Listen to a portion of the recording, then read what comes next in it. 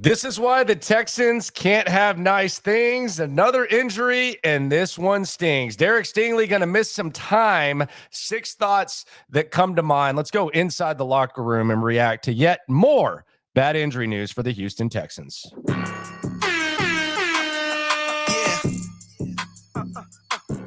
Yeah. It's the locker room on YouTube. You know what it is. Let's get it. Hey. Locker room, yeah, we in the locker room. Texas talk, yeah, you know what we about to do. Localize every angle's what we really do. Welcome to the locker room, number one source for Texans daily digital content. I'm Landry Locker. You can hear me Monday through Friday, 10 to 2 Central on Sports Radio 610. Thanks to Robert Woods for joining the show live today. More bad injury news for the Houston Texans. Yesterday seemed like a decent day. You got Jimmy Ward back. Laramie Tunsil returns to the practice field. You start to think that things could be shaping up, and then you wake up this morning with the news that Derek Stingley is going to miss 6 to 8 weeks. Aaron Wilson with the story of KPRC too. Shout out to Aaron Wilson. He was all over this. No one else was even close. 6 to 8 weeks. Derek Stingley is going to miss. Let's hear from Matt Burke. Defensive coordinator Matt Burke spoke today. I got 6 thoughts that come to mind in regards to this injury. Not saying they're brilliant thoughts, not saying they're dumb thoughts. They're just thoughts. You can tell me where you think they fall in the comments, and be sure to subscribe, as well. It is the number one source for Texans daily digital content. But let's hear from defensive coordinator Matt Burke. This is Matt Burke talking about the corner depth and the status of Derek Stingley. Look at your depth at corner. Think about Shaq Griffin. What do you see from Shaq so far in the first couple of games, and what do you think he would like playing for? Yeah, I mean, Shaq's been done a good job for us, obviously, from when we brought him in, kind of partway through the spring. He's a veteran corner. He's played a lot of ball. He's a physical corner. I would say he's probably one of our better tacklers on the edge. He's shown that in preseason games and as we've gone through the weeks here. So I feel good about what he's done and where his growth has been for us. With Derek Stingley, what can you say about what he's done? I can't say anything about. Come on, you know better than that. I mean, look, he finished practice yesterday and then, felt something. So I know Meek's probably going to address tomorrow and stuff, and we'll see where he is working through, what he's working through, and we'll get him back when it's time to get him back. All right, and D'Amico's going to say next man up. That's kind of tell me if you've heard that a time or 50 this year. Next man up for the Houston Texans. Derek Stingley going to miss some time. Aaron Wilson with the report. It is the locker room here on YouTube. So I have 6 thoughts that kind of crossed my mind as this happened, and this happened en route to the studio. It wasn't necessarily a rip up the run sheet type of thing, but it was definitely the top news of the day, and it became the A topic as we were going up there. And there's just a couple of thoughts that crossed my mind. I want to get your thoughts as well. Put them in the comments. Thought number 1, what does it mean in the short term? In the short term for the Texans, just looking at Sunday, it means that Shaq Griffin steps up. You just heard Matt Burke talk about it. Shaq Griffin steps up. He's a starting corner. Graylin Arnold's still going to be the nickel back, and then you're going to elevate some guys from practice squad up, and you're going to have to figure stuff out. Maybe you have to adjust your game plan. But in the short term, that's what it means. It means that Shaq Griffin, who you chose over Des King, you chose to let Des King go and not keep both. Shaq Griffin is going to get a chance against his former team, the Jags, to step into that starting role.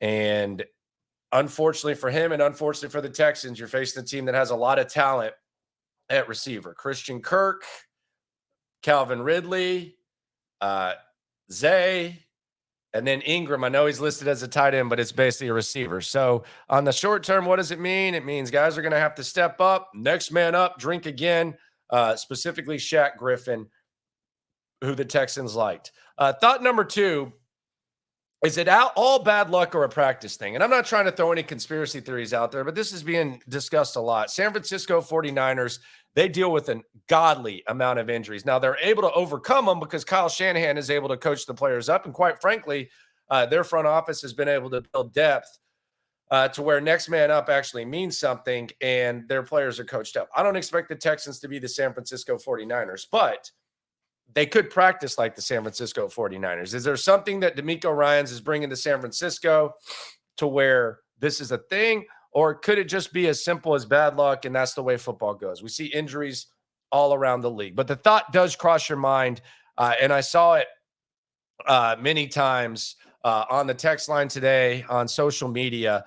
Is it all bad luck or is it a practice thing? Thought number 3, is it still too early to question the Stingley pick? I wanted to see Stingley in this system. I wanted to see Stingley stay healthy. Those were the 2 things that I wanted to see. And when you're talking about a top 3 pick, you need that pick to be good. You need him to be a very, very good top end corner to validate the pick. Is it too early to question that?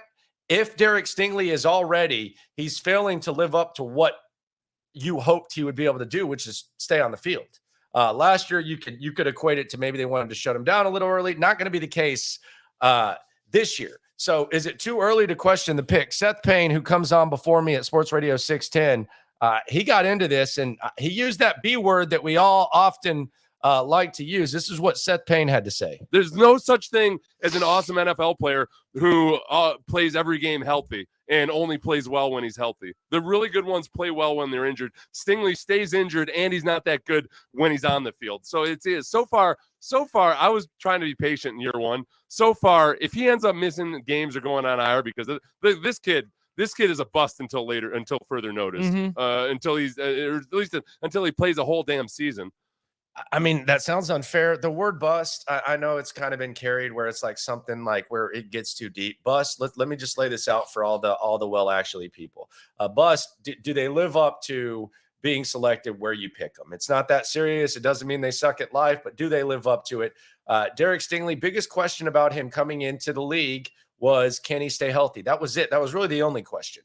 He hasn't been able to do it 2 years in. And when he's been on the field, it's not like he's been phenomenal. Last year, it was the system. First 2 games this year, he's been fine. He's been good. But if he's going to miss another 2 months and 6 to 8 weeks, I think is what Aaron Wilson put out there of KPRC too, then yeah, I think it does come into question. You know, Kenyon Green, he wasn't good when he was on the field. Now he's hurt. So it's not just about health with him. Derek Stingley couldn't even really fully evaluate him. When it came to thinking he could be a cornerback 1, he can't stay on the field. So the concerns that you had, they've come to fruition. I do think it's fair to at least question the Derek Stingley pick because the reality of the situation is you're basically on a treadmill. Last offseason, you were asking the question, can he stay healthy? This offseason, you're asking the question, can he stay healthy? And spoiler alert, next offseason before camp, right here in the locker room, we're going to be asking if he can stay healthy. So at the very least, yes, you can question it. And we're going to be over halfway home from that rookie contract. Thought number 4, does this fall on Nick Caserio? My answer is yes, but how much? If you take a high risk, high reward pick, how much of it falls on Nick Caserio? Like, does this mean that Nick Caserio can get fired because Derek Stingley got hurt? I think that would be a little bit harsh. Do you kind of question how much Nick Caserio, how much say he'll have in the draft room in the future? I think that was the case this year. I think it was a group effort this year. How much does this fall on Nick Caserio? And a lot of people wanted to put him on the hot seat. I thought he was on the hot seat anyways. This is D'Amico's ship. This is D'Amico's team. If Caserio can't work with D'Amico, he's not going to be here and D'Amico's going to stay. That's just kind of where it is right now. Now, I do wonder, and I think this will come into play when it comes to the C.J. Stroud, Will Anderson decision. Where was Nick Caserio when it came to that decision? What side was he on? And furthermore, will it look like he was on the right side or the wrong side at the end of the year? That's gonna come more into play with D'Amico Ryans than the Derek Stingley pick. Is when we had our disagreement or whatever, or we were discussing, where was he when it came to that decision, and was he on the right side of things? And again, it's fluid. It could be, it could be too early to decide that. But yes, it absolutely falls on Nick Caserio. He's the one that made the pick. It's not some sort of mystery where, a guy was perfectly on the field every game, and then all of a sudden he got hurt. That was the number one question. And here we are 2 years in, and he's going to miss a strong chunk of the season. So yeah, you took the high risk, then the high risk has bitten you. It falls on you. How severe is it? How big of a deal? I don't know. I think that's going to be up to D'Amico. Thought 5. High risk, high reward versus low risk, high reward. I want to talk about this line of thinking on Sunday, and I think there's 3 examples of this, and this is just a thought. With Derek Stingley, it was a high risk with high reward. Had one of the best seasons in the history of the SEC as a freshman. Couldn't stay on the field the next 2 years, so the injury risks were there. You took the risk with the high reward, and the risk has kind of bit you early on in the process. Same thing, I think, with Travon Walker with the Jags. Again, this is really early, but I think it's safe to say if they had a redraft, I think the Jags are taking Aiden Hutchinson with that number 1 pick. They went with more of the upside, and now Aiden Hutchinson looks like one of the best one of the best D linemen in the league. Travon Walker looks like a guy, he could be pretty good, but he's not Aiden Hutchinson. That was high risk, high reward there. That's 2 examples. Now, low risk, high reward is Calvin Ridley. Calvin Ridley was traded for what's going to be a maximum, a 3rd round pick. Looks like he'll probably reach that. And it's kind of wild, dare I say the word ironic, that the high risk, high reward guy is going to be off the field. And the reason why that's so concerning on top of like the long-term thoughts is because the low risk, high reward decision that Jacksonville made with Calvin Ridley is going to be on the field. Just a thought. Thought number 6, final thought. Did the Texans lose their best corner? I think this is worth asking. Steven Nelson, according to PFF, he's allowed a 40.3 passer rating when targeted this season. That's 5th best among cornerbacks. Derek Stingley, you have high hopes for him. Think he can be a good player. It's a really big if to say if he can stay on the field. But when it comes to like your reaction and how much of an impact it is, like when you lose Laramie Tunsil, you lost your best offensive lineman and one of the best tackles in football, according to many. When you lose Jimmy Ward or Jalen Petrie, you lost, important parts of your defense. When you lose Tavier Thomas, you lose one of the best nickelbacks in the league. Did the Texans even lose their best corner? Is Derek Stingley even their best corner yet? And maybe that just kind of brings back up what we were talking about with Nick Caserio.